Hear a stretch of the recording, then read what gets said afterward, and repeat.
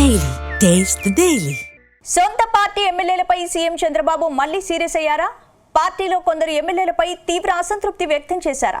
ప్రభుత్వం తరపున పెన్షన్ల పంపిణీ, సీఎంఆర్ఎఫ్ చెక్ల పంపిణీలో పాల్గొనని వారికి నోటీసులు ఇవ్వాలని ఆదేశించారా? ఇప్పటికే కొందరు మంత్రుల వ్యవహారం సీఎంకు తలనొప్పిగా మారింది. ఇప్పుడు ఎమ్మెల్యేల వ్యవహారం హాట్ టాపిక్ అవుతోంది. అయితే ఇప్పుడు మాత్రం కొందరు ఎమ్మెల్యేలపై గట్టిగా చర్యలుంటాయని చర్చ జరుగుతోందా?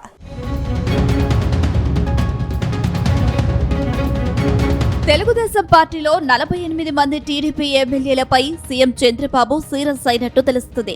గత అసెంబ్లీ ఎన్నికలలో కూటమి నుంచి గెలిచి ప్రజలకు అందుబాటులో లేకుండా పోవడంపై ఆగ్రహం వ్యక్తం చేసినట్టు సమాచారం.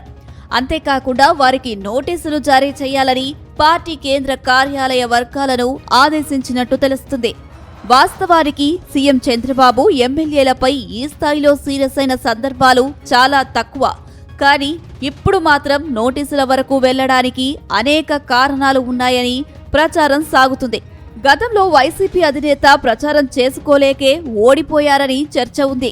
అందుకే చేసిన పనులు చెప్పుకోవాలని సీఎం తపన పడుతున్నట్టు టాక్ వినిపిస్తుంది.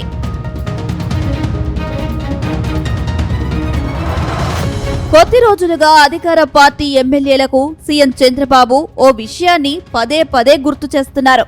నిత్యం ప్రజల్లో ఉంటూ ప్రజా సమస్యలను పరిష్కరించాలని కోరుతున్నారు.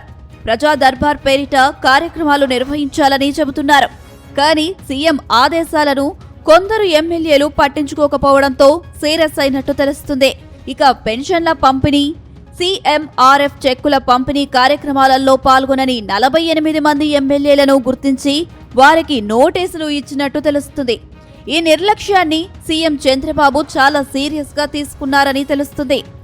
ఎలాగైతే తాము సాయం చేస్తున్నామన్న విషయం లబ్ధిదారులతో పాటు ప్రజలకు ఎలా తెలుస్తుందనేది సీఎం ఆవేదనగా ఉందట. అందుకే ఏం చేసినా ప్రజలకు తెలియజేయాలని చంద్రబాబు పదే పదే కోరుతున్నారు.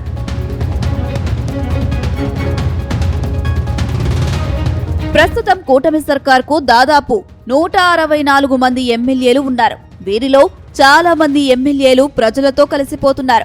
కానీ కొందరు ఎమ్మెల్యేలు మాత్రం ప్రజలతో సంబంధాలు పెట్టుకునేందుకు అస్సలు ఇష్టపడడం లేదు.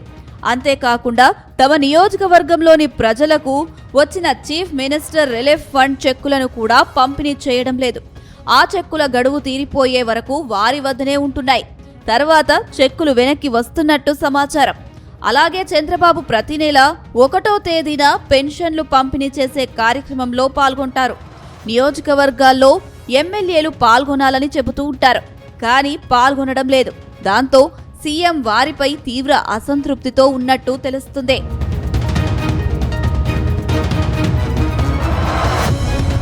మొత్తం మీద పార్టీకి నష్టం చేసే ఎమ్మెల్యేలను ఉపేక్షించడం మంచిది కాదని చంద్రబాబు డిసైడ్ అయ్యారని తెలుస్తుంది.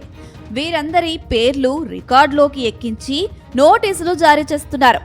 ఈ ఎమ్మెల్యేలకు ఇది మొదటి వార్నింగ్ మాత్రమే కాదని, ఇప్పటికీ సర్దుకోకపోతే ఇప్పటి నుంచి ప్రత్యామ్నాయం చూసుకుంటారనే సంకేతాలు ఉన్నాయని చెబుతున్నారు.